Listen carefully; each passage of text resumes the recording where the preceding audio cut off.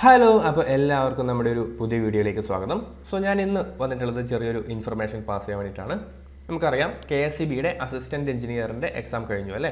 Yes, exam കഴിഞ്ഞു. അതിൻ്റെ short list വരാൻ വേണ്ടി പോവുകയാണ്. ഓക്കെ, സാധാരണയായിട്ട് ഷോർട്ട് ലിസ്റ്റ് വരുന്നതിന് മുമ്പ് ആ ഷോർട്ട് ലിസ്റ്റിൽ ഉൾപ്പെടാൻ സാധ്യതയുള്ള ആൾക്കാർക്ക് മെസ്സേജുകൾ പോകാറുണ്ട്. ഓക്കെ, ഡോക്യുമെൻറ്റ്സ് അപ്ലോഡ് ചെയ്യണം എന്ന് പറഞ്ഞുകൊണ്ടുള്ള മെസ്സേജസ് പോകാറുണ്ട്. അതിൻ്റെ വീഡിയോസ് നമ്മൾ ഓൾറെഡി ഇട്ടിട്ടുണ്ടായിരുന്നു. ദെൻ ഡോക്യുമെൻ്റ് അപ്ലോഡ് ചെയ്യുന്നതിൽ ഒരു പ്രത്യേക ഡോക്യുമെൻ്റ് പുതുതായിട്ട് നിങ്ങൾ ശ്രദ്ധിച്ചിട്ടുണ്ടാവും, ഒരു ഡിക്ലറേഷൻ ഫോം അല്ലേ? യെസ്. നമുക്ക് എന്ത് ചെയ്യാം? നമുക്ക് SLCയുടെ ഡോക്യുമെൻറ്റ്, SLC ബുക്ക്, +2ൻ്റെ ബുക്ക്, ദെൻ BTechൻ്റെ mark list, degree certificate, non creamy layer certificate, SC/STയുടെ കമ്മ്യൂണിറ്റി സർട്ടിഫിക്കറ്റ്, അതൊക്കെ അപ്ലോഡ് ചെയ്യാൻ വേണ്ടിയിട്ട്, ആധാർ കാർഡ്, ഇതൊക്കെ അപ്ലോഡ് ചെയ്യാൻ വേണ്ടിയിട്ട് നമുക്ക് അവിടെ പ്രൊവിഷൻസ് ഉണ്ട് അല്ലേ?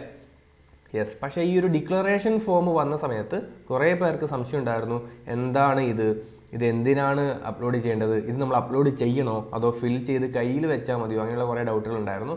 അതേപോലെ അപ്ലോഡ് ചെയ്യണമെങ്കിൽ അത് അപ്ലോഡ് ചെയ്യേണ്ടത് ഏത് സെക്ഷനിലാണ് എന്നൊക്കെ കുറേ പേര് കമൻറ്റിൽ ചോദിച്ചിട്ടുണ്ടായിരുന്നു. കുറേ പേര് എനിക്ക് മെയിലൊക്കെ അയച്ചിട്ടുണ്ടായിരുന്നു കേട്ടോ, സാർ ഈ ഡിക്ലറേഷൻ ഫോം അപ്ലോഡ് ചെയ്യുന്നതിൻ്റെ ഒരു വീഡിയോ ചെയ്യാമോ എന്നൊക്കെ ചോദിച്ചിട്ട്.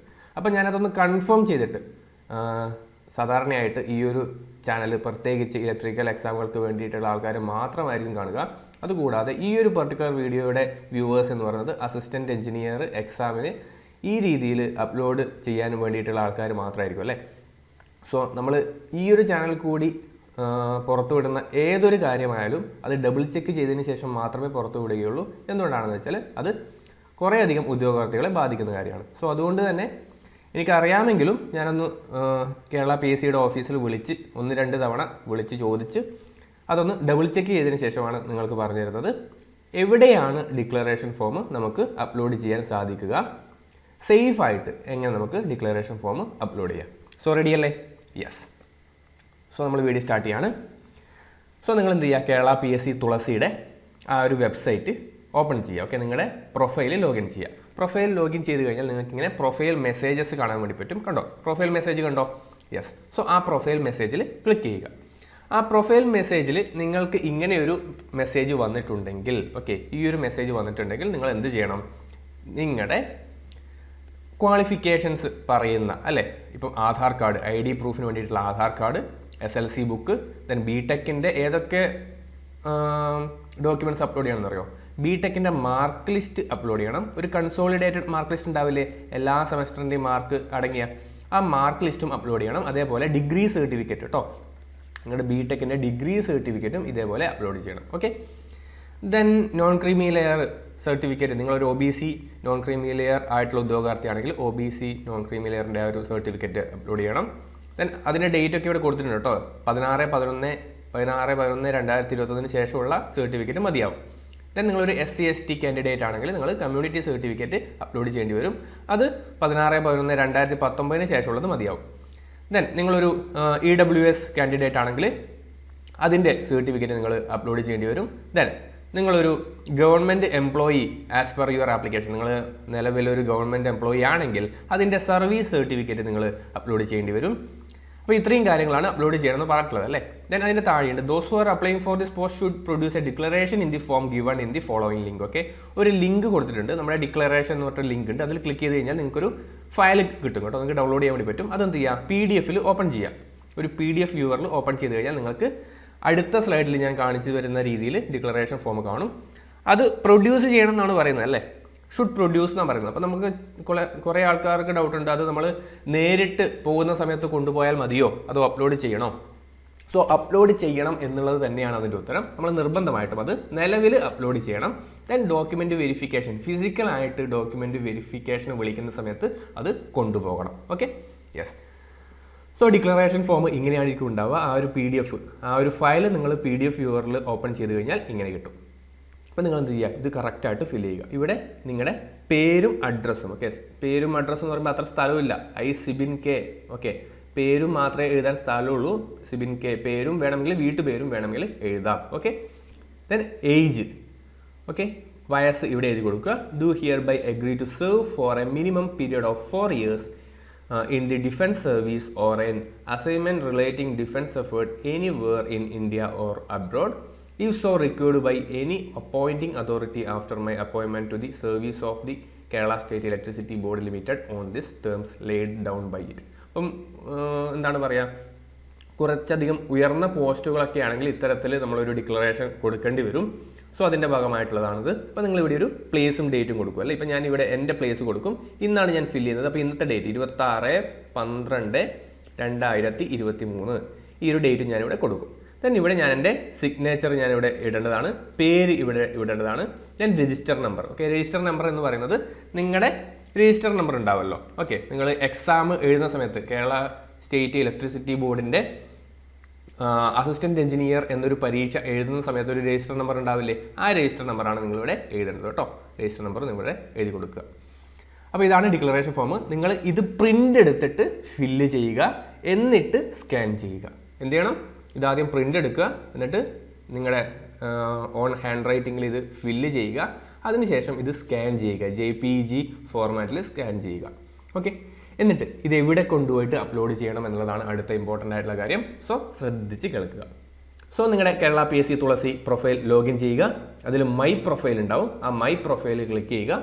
മൈ പ്രൊഫൈൽ ക്ലിക്ക് ചെയ്ത് കഴിഞ്ഞാൽ നിങ്ങൾക്ക് ഇങ്ങനെ ഒരു വിൻഡോ കാണാൻ വേണ്ടി പറ്റും. Okay, my profile activities. നിങ്ങൾക്ക് എന്ത് ചെയ്യാം, നിലവിൽ ഡോക്യുമെൻ്റ് അപ്ലോഡ് ചെയ്യാൻ വേണ്ടിയിട്ട് ആർക്കൊക്കെയാണോ മെസ്സേജ് വന്നിട്ടുള്ളത് അവരുടെയൊക്കെ പ്രൊഫൈൽ ആക്റ്റീവ് ആയിട്ടുണ്ടാവും. അതായത് പ്രൊഫൈൽ നിങ്ങൾക്ക് എഡിറ്റ് ചെയ്യാൻ വേണ്ടിയിട്ട് അവർ അലോ ചെയ്തിട്ടുണ്ടാവും. ഓക്കെ, സോ അതിൽ add or view profile details പോവാം.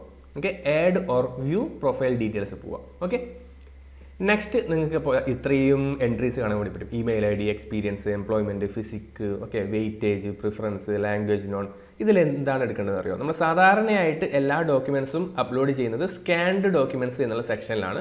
അവിടെ പോയി നോക്കിക്കഴിഞ്ഞാൽ നിങ്ങൾക്ക് ഇപ്പം ഈ ജനറൽ സർട്ടിഫിക്കറ്റ് അപ്ലോഡ് ചെയ്യാനുള്ള ആ ഒരു പ്രൊവിഷൻ ഉണ്ടാവില്ല. അപ്പോൾ നിങ്ങൾ ആദ്യം ചെയ്യേണ്ടത് ജനറൽ സർട്ടിഫിക്കറ്റ്സ് എന്നുള്ള ഈ ഒരു സെക്ഷനിൽ പോവുക. ഓക്കെ, ജനറൽ സർട്ടിഫിക്കറ്റ് എന്നുള്ള സെക്ഷനിലേക്ക് പോവുക. അപ്പോൾ അങ്ങനെ പോയി കഴിഞ്ഞാൽ നിങ്ങൾക്ക് ഈ രീതിയിലൊരു വിൻഡോ കാണാൻ വേണ്ടി പറ്റും. നിലവിൽ നിങ്ങൾ ചിലപ്പോൾ ഇവിടെ ഒരു നോൺ ക്രീമി ലെയർ സർട്ടിഫിക്കറ്റ് ഒക്കെ അപ്ലോഡ് ചെയ്തിട്ടുണ്ടെങ്കിൽ നിങ്ങൾക്ക് അവിടെ കാണാൻ വേണ്ടി പറ്റും. സപ്പോസ് SC/ST സർട്ടിഫിക്കറ്റ് നിങ്ങൾ അവിടെ നിങ്ങൾ അപ്ലോഡ് ചെയ്തിട്ടുണ്ടെങ്കിൽ അത് അവിടെ കാണാൻ വേണ്ടി പറ്റും. ഓക്കെ, സോ അതൊന്നും ചെയ്തിട്ടില്ലെങ്കിൽ നിങ്ങൾക്ക് പുതിയ ഒരു വിൻഡോ ആണ് ഉണ്ടാവുക. കണ്ടോ, add your certificate details here എന്ന് പറഞ്ഞിട്ട് ഇവിടെ ഒരു ആഡ് എന്ന് കാണും. ആ ആഡിൽ ക്ലിക്ക് ചെയ്യുക. സോ ആഡിൽ ക്ലിക്ക് ചെയ്ത് കഴിഞ്ഞാൽ നിങ്ങൾക്ക് ഒരു പുതിയ സർട്ടിഫിക്കറ്റ് ക്രിയേറ്റ് ചെയ്യാനുള്ള ഒരു പ്രൊവിഷൻ കിട്ടും. അവിടെ ഡോക്യുമെൻ്റ് ടൈപ്പ് എന്നുള്ള ഇവിടെ ഒരു ആരോ മാർക്ക് കാണാം. ഇതിലൊന്ന് ക്ലിക്ക് ചെയ്യുക കേട്ടോ. ഈ ഡോക്യുമെൻ്റ് ടൈപ്പിലൊന്ന് ക്ലിക്ക് ചെയ്യുക. ഇതൊന്ന് ചെയ്ത് കഴിഞ്ഞാൽ നിങ്ങൾക്ക് കുറേ അധികം ടൈപ്പ് ഓഫ് ഡോക്യുമെൻറ്റ്സ് കാണാൻ വേണ്ടി പറ്റും. കണ്ടോ, non creamy layer, community certificate, receipt or NOC, medical certificate, അങ്ങനെ കുറേ അധികം രീതിയിൽ കാണാൻ വേണ്ടി പറ്റും. നമ്മുടെ COVID-19 ഒക്കെ ഉള്ള സമയത്ത് പല ഉദ്യോഗാർത്ഥികൾക്കും COVID-19 സർട്ടിഫിക്കറ്റ് ഒക്കെ അപ്ലോഡ് ചെയ്യാൻ വേണ്ടിയിട്ട് മെസ്സേജ് വന്നിട്ടുണ്ടായിരുന്നു കേട്ടോ. അപ്പോൾ അവരൊക്കെ എന്ത് ചെയ്തിട്ടുണ്ടായിരുന്നു, ഈ രീതിയിൽ തന്നെയാണ് സർട്ടിഫിക്കറ്റ് അപ്ലോഡ് ചെയ്തിട്ടുള്ളത്. അപ്പോൾ നമുക്ക് എന്ത് ചെയ്യാം, നമ്മൾ അപ്ലോഡ് ചെയ്യേണ്ടത് ഇതിൽ ഏറ്റവും നമുക്ക് ചെയ്യാൻ വേണ്ടി പറ്റുന്ന ഏറ്റവും ബെസ്റ്റ് ആയിട്ടുള്ള ഒരു സർട്ടിഫിക്കറ്റ് ടൈപ്പ് എന്ന് പറയുന്നത് അഡീഷണൽ ഡിക്ലറേഷൻ ആണ് കേട്ടോ. അപ്പോൾ നിങ്ങൾ എന്ത് ചെയ്യുക, ഈ അഡീഷണൽ ഡിക്ലറേഷൻ എന്നുള്ള ഈ ഒരു എൻട്രി സെലക്ട് ചെയ്യുക. അഡീഷണൽ ഡിക്ലറേഷൻ എന്നുള്ള എൻട്രി നിങ്ങൾ സെലക്ട് ചെയ്യുക. യെസ്, അത് സെലക്ട് ചെയ്ത് കഴിഞ്ഞാൽ നിങ്ങൾക്ക് ഈ രീതിയിലായിരിക്കും വരിക. ഡോക്യുമെൻ്റ് ടൈപ്പ് നിങ്ങൾ പുതുതായിട്ട് ക്രിയേറ്റ് ചെയ്യാൻ വേണ്ടി ഉദ്ദേശിക്കുന്ന ഡോക്യുമെൻ്റ് ടൈപ്പ് അഡീഷണൽ ഡിക്ലറേഷൻ ആണെന്ന് നിങ്ങൾ പറഞ്ഞു. ഇനി ഇഷ്യൂ നമ്പർ നിങ്ങൾക്ക് വേണമെങ്കിൽ നിൽന്ന് കൊടുക്കാം, അല്ലെങ്കിൽ ഏതെങ്കിലും ഒരു 000 ആ രീതിയിൽ ഒരു ഇഷ്യൂ നമ്പർ കൊടുക്കുക കേട്ടോ. കാരണം എന്താ, നമ്മൾ അപ്ലോഡ് ചെയ്യാൻ വേണ്ടി പോകുന്നത് ഒരു നോൺ ക്രീമി ലെയർ സർട്ടിഫിക്കറ്റോ അല്ലെങ്കിൽ വേറെ എന്തെങ്കിലും ഒരു റിപ്പോർട്ടോ ഒരു മെഡിക്കൽ സർട്ടിഫിക്കറ്റോ ഒന്നുമല്ല. അങ്ങനെയാണെങ്കിൽ അതിനൊക്കെ ഒരു ഇഷ്യൂ നമ്പർ ഉണ്ടാവും അല്ലേ. സോ അങ്ങനെ ഒരു സാധനം ഇല്ലാത്തടത്തോളം കാലം നമ്മൾ എന്ത് ചെയ്യുക, നിങ്ങളൊരു ഡിഫോൾട്ട് ആയിട്ടുള്ളൊരു എൻട്രി കൊടുക്കുക. ഒന്നുകിൽ നിൽന്ന് കൊടുക്കാം, അല്ലെങ്കിൽ 000 എന്ന് കൊടുക്കാം. ഞാൻ 000 എന്നാണ് കൊടുക്കുക കേട്ടോ. ദെൻ ഇഷ്യൂ ഡേറ്റ്, നിങ്ങൾ ഈ സാധനം ഫില്ല് ചെയ്യുന്ന സമയത്ത് അവിടെ ഒരു ഡേറ്റ് ഇടുമല്ലോ, ആ ഡേറ്റ് തന്നെ ഇവിടെ കൊടുക്കുക. ഓക്കെ, നെക്സ്റ്റ് ഇഷ്യൂഡ് ബൈ എന്നുള്ള സ്ഥലത്ത് സെൽഫ് എന്ന് കൊടുത്താൽ മതി. അതാണ് ഏറ്റവും ബെസ്റ്റ്. ഓക്കെ, സെൽഫ് എന്ന് കൊടുക്കുക. അല്ലെങ്കിൽ നിങ്ങൾക്ക് വേണമെങ്കിൽ നിങ്ങളുടെ പേരൊക്കെ കൊടുക്കാം. ഓക്കെ, കൊടുത്തതിന് ശേഷം സേവ് ബട്ടണിൽ ക്ലിക്ക് ചെയ്യുക. ഓക്കെ, ഇത് ഞാൻ കേരള PSCയുടെ ഒഫീഷ്യൽ നമ്പറിൽ വിളിച്ച് ചോദിച്ച് കൺഫേം ചെയ്ത കാര്യമാണ്. സോ നിങ്ങൾക്ക് ഇത് ഫോളോ ചെയ്യാം കേട്ടോ. സോ സേവ് കൊടുക്കുക. സോ സേവ് എന്ന് കൊടുത്തു കഴിഞ്ഞാൽ നിങ്ങളൊരു പുതിയ സർട്ടിഫിക്കറ്റ് അവിടെ ക്രിയേറ്റ് ചെയ്ത് കഴിഞ്ഞു. ഓക്കെ, സോ നിങ്ങളുടെ ഒരു പകുതി ജോലി കഴിഞ്ഞു. സർട്ടിഫിക്കറ്റ് നിങ്ങൾ ക്രിയേറ്റ് ചെയ്തു. ഇനി ഈ സർട്ടിഫിക്കറ്റ് നിങ്ങൾക്ക് എവിടെയാണ് കാണാൻ വേണ്ടി പറ്റുക? യെസ്, സോ നിങ്ങളവിടെ സേവ് കൊടുത്തു കഴിഞ്ഞാൽ അവിടെ ഒരു പുതിയ സർട്ടിഫിക്കറ്റ് ക്രിയേറ്റ് ചെയ്യപ്പെട്ട് കഴിഞ്ഞു. Additional declaration number and date issued by ഒക്കെ അവിടെ കൃത്യമായിട്ട് നിങ്ങൾക്ക് കാണാൻ വേണ്ടി പറ്റും. ഓക്കെ, സപ്പോസ് നിങ്ങൾ അറിയാതെ ഒന്നിലധികം ഡോക്യുമെൻറ്റ്സ് അവിടെ ക്രിയേറ്റ് ചെയ്തു എന്ന് വെച്ചിട്ട് നിങ്ങൾക്ക് പ്രശ്നമൊന്നുമില്ല കേട്ടോ. നിങ്ങൾക്ക് എന്ത് ചെയ്യാം, അവിടെ ഡിലീറ്റ് ചെയ്യാനൊക്കെയുള്ള ഓപ്ഷൻസ് ഉണ്ട്. അഥവാ നിങ്ങൾ എന്തെങ്കിലും തെറ്റുകൊണ്ട് വേറെ ഏതെങ്കിലും സാധനം എൻട്രിയാണ് കൊടുത്തതെങ്കിലോ അതൊന്നും ഒരു പ്രശ്നമൊന്നുമല്ല, നിങ്ങൾക്ക് എന്ത് ചെയ്യാം, എഡിറ്റ് ചെയ്യാം. അതുകൂടാതെ നിങ്ങൾ എന്തൊക്കെ സാധനങ്ങൾ അപ്ലോഡ് ചെയ്തോ അത് ഫിസിക്കലായിട്ട് കേരള പി എസ് സിയുടെ ഓഫീസിലോ റീജിയണൽ ഓഫീസിലോ ഹെഡ് ഓഫീസിലോ നമ്മൾ പോയിട്ട് അത് അവർ വെരിഫൈ ചെയ്താൽ മാത്രമേ അത് വാലിഡ് ഡോക്യുമെൻ്റ് ആവുകയുള്ളൂ കേട്ടോ. സോ വെരിഫിക്കേഷൻ്റെ സമയത്ത് അവർക്ക് എഡിറ്റ് ചെയ്യാനും അവർക്ക് ഡിലീറ്റ് ചെയ്യാനും ഒക്കെയുള്ള ഓപ്ഷൻസ് ഉണ്ട്. നിങ്ങൾ അഥവാ അധികമായിട്ടൊരു എൻട്രി ക്രിയേറ്റ് ചെയ്തു എന്ന് വിചാരിച്ചിട്ട് പേടിക്കേണ്ട ആവശ്യമൊന്നുമില്ല കേട്ടോ. ഇപ്പം പണ്ട് ഞാൻ ഡിഗ്രി സർട്ടിഫിക്കറ്റ് അപ്ലോഡ് ചെയ്യേണ്ട സ്ഥലത്ത് ഡിഗ്രി സർട്ടിഫിക്കറ്റ് അതിൻ്റെ കൂടെ ഫൈനൽ മാർക്ക് ലിസ്റ്റ്, അതിൻ്റെ കൂടെ എല്ലാ സെമസ്റ്ററിൻ്റെയും S1 S2 S3 S4 അങ്ങനെ S8 വരെയുള്ള എല്ലാ സർട്ടിഫിക്കറ്റും ഞാൻ അപ്ലോഡ് ചെയ്തിട്ടുണ്ടായിരുന്നു. കാരണം നമുക്ക് റിസ്ക് വേണ്ട എന്ന് വിചാരിച്ചിട്ട്. പക്ഷേ നമുക്ക് വാലിഡ് ആയിട്ട് വെറും ഡിഗ്രി സർട്ടിഫിക്കറ്റും ഫൈനൽ മാർക്ക് ലിസ്റ്റും മാത്രം മതി. ബാക്കിയുള്ളത് അവരെന്ത് ചെയ്തു, അവിടെ പോയ സമയത്ത് ഡിലീറ്റ് ചെയ്തു. അവിടെ ഒരു ക്രോസ് മാർക്ക് ഇട്ട് കഴിഞ്ഞാൽ തീർന്നു, അത്രയേ ഉള്ളൂ പരിപാടി. അതുകൊണ്ട് നിങ്ങൾ പേടിക്കേണ്ട ആവശ്യമൊന്നുമില്ല. സോ നമ്മൾ ഇത് ക്രിയേറ്റ് ചെയ്ത് കഴിഞ്ഞു. ഇനി ഇത് എവിടെ പോയിട്ടാണ് ഇനി അപ്ലോഡ് ചെയ്യേണ്ടത്? അപ്പോൾ നമ്മളിവിടെ ഒരു പുതിയൊരു എൻട്രി ക്രിയേറ്റ് ചെയ്തു, അഡീഷണൽ ഡിക്ലറേഷൻ എന്നുള്ളൊരു എൻട്രി ക്രിയേറ്റ് ചെയ്തു. അത് അപ്ലോഡ് ചെയ്യാൻ വേണ്ടിയിട്ട് നിങ്ങൾ എന്ത് ചെയ്യുക, വീണ്ടും സ്കാൻഡ് ഡോക്യുമെൻറ്റ്സിൽ പോവുക. നമ്മൾ ഈ ജനറൽ സർട്ടിഫിക്കറ്റ് എന്നുള്ള ഈ ഒരു ഉപാധി വെച്ചിട്ട് ഒരു പുതിയ സർട്ടിഫിക്കറ്റ് നമ്മൾ ക്രിയേറ്റ് ചെയ്തു. അത് ഇനി നമുക്ക് സ്കാൻഡ് ഡോക്യുമെൻറ്റ്സിൽ പോയി കഴിഞ്ഞാൽ കാണാൻ വേണ്ടി പറ്റും. കണ്ടോ, അഡീഷണൽ ഡിക്ലറേഷൻ എന്ന് പറഞ്ഞ് നമ്മൾ നേരത്തെ ക്രിയേറ്റ് ചെയ്തിട്ടുള്ള ആ ഒരു എൻട്രി ഇവിടെ വന്നിട്ടുണ്ട് അല്ലേ. അവിടെ ഒരു പ്ലസ് ചിഹ്നം നിങ്ങൾക്ക് കാണാൻ വേണ്ടി പറ്റും. സോ നിലവിൽ നിങ്ങളുടെ പ്രൊഫൈൽ അൺലോക്ക് ചെയ്ത് തന്നിട്ടുണ്ടാവും കേരള PSC. അതുകൊണ്ട് തന്നെ നിങ്ങൾക്ക് എന്ത് ചെയ്യാം, അതിന് അടുത്തുള്ള ഈ പ്ലസ് ചിഹ്നം ക്ലിക്ക് ചെയ്തുകൊണ്ട് നിങ്ങൾക്ക് എന്ത് ചെയ്യാം, നിങ്ങൾ നേരത്തെ ഡൗൺലോഡ് ചെയ്ത് പ്രിന്റ് ചെയ്ത് ഫില്ല് ചെയ്ത് സ്കാൻ ചെയ്ത ആ ഒരു ഡോക്യുമെൻ്റ് നിങ്ങൾക്ക് ഇവിടെ പ്ലസ് ചിഹ്നത്തിൽ ക്ലിക്ക് ചെയ്തുകൊണ്ട് അപ്ലോഡ് ചെയ്യാം കേട്ടോ. ഇപ്പോൾ എൻ്റെ OTP സർട്ടിഫിക്കറ്റ്, എൻ്റെ ഒരു 1 ടൈം വെരിഫിക്കേഷൻ ഓൾറെഡി കഴിഞ്ഞതാണ്. സോ നിലവിൽ എൻ്റെ SLC ബുക്കും എൻ്റെ +2ൻ്റെ സർട്ടിഫിക്കറ്റും അതേപോലെ ഡിഗ്രി സർട്ടിഫിക്കറ്റും എൻ്റെ നോൺ ക്രീമി ലെയറും അതേപോലെ ആധാർ കാർഡും ഒക്കെ അവർ വെരിഫൈ ചെയ്തതാണ് കേട്ടോ. വെരിഫൈ ചെയ്തുകൊണ്ടാണ് ഇവിടെ ഒരു ടിക്ക് മാർക്ക് കാണുന്നത്. സോ അതുകൊണ്ട് എനിക്ക് പുതുതായിട്ട് ഈ അഡീഷണൽ ഡിക്ലറേഷൻ മാത്രമേ അപ്ലോഡ് ചെയ്യേണ്ട ആവശ്യമുള്ളൂ. നിങ്ങളുടെ കേസിൽ ഇവിടെ ബാക്കി ഇവിടെയൊക്കെ എന്താ പറയുക, SLC +2 അവിടെയൊക്കെ നിങ്ങൾക്ക് പ്ലസ് ചിഹ്നം കാണാൻ വേണ്ടി പറ്റും. നിങ്ങൾ എന്ത് ചെയ്യണം, അതൊക്കെ ആഡ് ചെയ്യണം കേട്ടോ. സോ ഞാനിവിടെ പ്ലസ് ചിഹ്നത്തിൽ ക്ലിക്ക് ചെയ്ത് കഴിഞ്ഞാൽ എനിക്ക് ഇങ്ങനെയൊരു ഡോക്യുമെൻറ്റ്, ഇങ്ങനെയൊരു വിൻഡോ ഓപ്പൺ ആയിട്ട് കിട്ടും. നമ്മൾ അപ്ലോഡ് ചെയ്യാൻ വേണ്ടി പോകുന്ന ഡോക്യുമെൻറ്റ് JPG ഫയലിൽ ആയിരിക്കണം കേട്ടോ. നിങ്ങൾ ചെയ്യേണ്ട കാര്യം, അപ്ലോഡ് ചെയ്യുന്ന ഫയൽ JPG ഇമേജ് ഫോർമാറ്റിൽ ആയിരിക്കണം. ദെൻ വേറെ എന്തൊക്കെയാണ് ശ്രദ്ധിക്കേണ്ടത്, അതിൻ്റെ സൈസ് 100 KB താഴെയായിരിക്കണം. എന്നാൽ മാത്രമേ അപ്ലോഡ് ചെയ്യാൻ സാധിക്കുകയുള്ളൂ. ദെൻ അതിന് മിനിമം 500 × 500 എന്നുള്ള ഡയമെൻഷൻ ഉണ്ടായിരിക്കണം. റെസൊല്യൂഷൻ ഉണ്ടായിരിക്കണം. ഒരു ഉദാഹരണം പറയുകയാണെങ്കിൽ 400 × 600 എന്നുള്ള ഡോക്യുമെൻറ്റ് നിങ്ങൾക്ക് അപ്ലോഡ് ചെയ്യാൻ പറ്റില്ല. അതായത് നീളം 600 പിക്സലും വീതി 400 പിക്സലുമുള്ള ഒരു ഫയൽ നിങ്ങൾക്ക് അപ്ലോഡ് ചെയ്യാൻ പറ്റില്ല. ദെൻ സപ്പോസ് 500 × 800 ആണെങ്കിലോ, ഇതൊക്കെയാണ് നിങ്ങൾക്ക് അപ്ലോഡ് ചെയ്യാം. കാരണം എന്താ, മിനിമം അതിന് 500 × 500 ഉണ്ടല്ലോ. സോ മനസ്സിലാക്കുക, JPG ഫോർമാറ്റിലായിരിക്കണം, 100 KB ആയിരിക്കണം അതിൻ്റെ മാക്സിമം സൈസ്. സോ ഒരു 101 KB ആണെങ്കിൽ അത് ആക്സെപ്റ്റ് ചെയ്യില്ല കേട്ടോ, ഓർത്ത് വെക്കുക. ഒരു 90 KB ഒക്കെ ആണെങ്കിൽ ആക്സെപ്റ്റ് ചെയ്യും. ദെൻ മിനിമം അതിനുള്ള റെസൊല്യൂഷൻ 500 × 500 ആയിരിക്കണം. പലർക്കുള്ള പ്രശ്നം ഇതാണ്, ഇത്ര ചെറിയ റെസൊല്യൂഷൻ ആക്കാൻ ഭയങ്കര ബുദ്ധിമുട്ടാണ്. സാധാരണ രീതിയിൽ റെസൊല്യൂഷൻ നമ്മളൊരു 500 × 600 ഒക്കെ ആക്കുന്ന സമയത്ത്, 500 × 700 ഒക്കെ ആക്കുന്ന സമയത്ത് ചിലപ്പം ഈ സൈസ് ഒന്ന് കൂടിപ്പോവും. ആ സമയത്ത് നമുക്ക് എന്ത് ചെയ്താൽ മതി, കംപ്രസ് ചെയ്താൽ മതി കേട്ടോ. ഓൺലൈനിൽ ഇഷ്ടം പോലെ ഓൺലൈൻ കംപ്രസിങ് ആപ്പുകൾ അല്ലെങ്കിൽ ഓൺലൈനായിട്ട് ആക്കാൻ വേണ്ടി പറ്റുന്ന കുറേയധികം വെബ്സൈറ്റുകളുണ്ട്. നിങ്ങളത് യൂസ് ചെയ്താൽ മതി കേട്ടോ. സോ എന്ത് ചെയ്യാം, ഇവിടെ ചൂസ് ഫയൽ കൊടുത്തിട്ട് അപ്ലോഡ് ചെയ്യുക, ചൂസ് ഫയൽ കൊടുക്കുക, അപ്ലോഡ് ചെയ്യുക. ഇവിടെ ഒരു ടിക്കറ്റ് കൊടുക്കുക, ആഡ് ഡോക്യുമെൻറ്റ് പറഞ്ഞു കഴിഞ്ഞാൽ അവിടെ അപ്ലോഡായി. ഇനി ശ്രദ്ധിക്കേണ്ട കാര്യം, നിങ്ങൾക്ക് ഒരു ഇൻഫർമേഷൻ കൂടി പറഞ്ഞുതരാം. സ്കാൻ ചെയ്യാൻ അറിയാവുന്ന ആൾക്കാരാണെങ്കിൽ, നിങ്ങളുടെ വീട്ടിൽ പ്രിൻ്ററോ അല്ലെങ്കിൽ നിങ്ങളുടെ സുഹൃത്തുക്കളുടെ വീട്ടിൽ പ്രിൻ്ററോ ഉണ്ടെങ്കിൽ നിങ്ങൾക്ക് എന്ത് ചെയ്യാം, സ്വന്തമായിട്ട് ചെയ്യാൻ വേണ്ടി പറ്റുന്ന കാര്യമുള്ളൂ കേട്ടോ. എൻ്റെ എല്ലാ ഡോക്യുമെൻറ്റുകളും ഞാൻ തന്നെ സ്വന്തമായിട്ടാണ് സ്കാൻ ചെയ്ത് അപ്ലോഡ് ചെയ്തത്. അപ്പം ഈ 100 KB വരുന്ന രീതിയിൽ 100 KB വരുന്ന രീതിയിൽ റെസൊല്യൂഷൻ മിനിമം 500 × 500 ആക്കാൻ അറിയില്ലെങ്കിൽ ഏറ്റവും ബെസ്റ്റ് ടിപ്പ് എന്ന് പറയുന്നത്, സ്കാൻ ചെയ്യുന്ന സമയത്ത് സേവ് ആസ് JPG എന്ന് കൊടുക്കുക. അതായത് എനിക്ക് ഇമേജ് ഫോർമാറ്റിലാണ് സേവ് ചെയ്യേണ്ടതെന്ന് കൊടുക്കുക.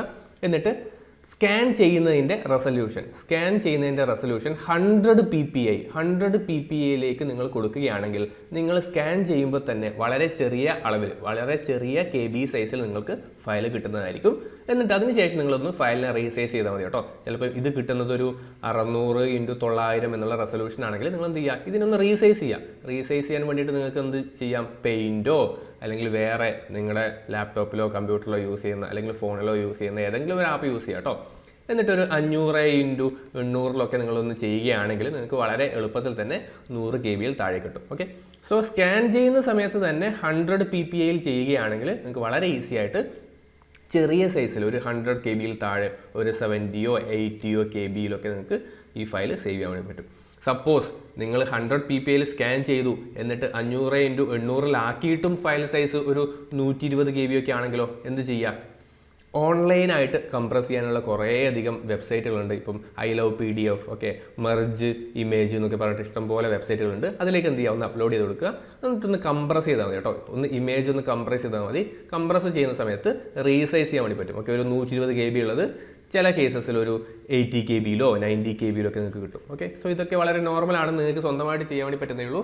സോ നിർബന്ധമായിട്ടും ഒരു ലാപ്ടോപ്പ് അല്ലെങ്കിൽ കമ്പ്യൂട്ടർ വഴി തന്നെ ഇതൊന്ന് ചെയ്യാൻ വേണ്ടി ശ്രമിക്കുക. അതായത് ഫയലുകൾ അപ്ലോഡ് ചെയ്യുന്ന സമയത്തും ഒന്ന് കമ്പ്യൂട്ടർ യൂസ് ചെയ്യുക കേട്ടോ. കാരണം ഫോണിൽ കൂടി ചെയ്യാനുള്ള ഓപ്ഷൻ ഉണ്ട്, പക്ഷേ ചില കേസസിൽ എന്തെങ്കിലും എറേഴ്സ് സംഭവിക്കുകയാണെങ്കിൽ അത് ബുദ്ധിമുട്ടായിരിക്കും. ചിലപ്പം അപ്ലോഡിങ് കുറച്ച് ഇഷ്യൂസ് വരാനൊക്കെ സാധ്യതയുണ്ട്. സോ കമ്പ്യൂട്ടർ ഉണ്ടെങ്കിൽ നിങ്ങൾക്ക് എന്ത് ചെയ്യാം, സ്വന്തമായിട്ട് തന്നെ ചെയ്യാം.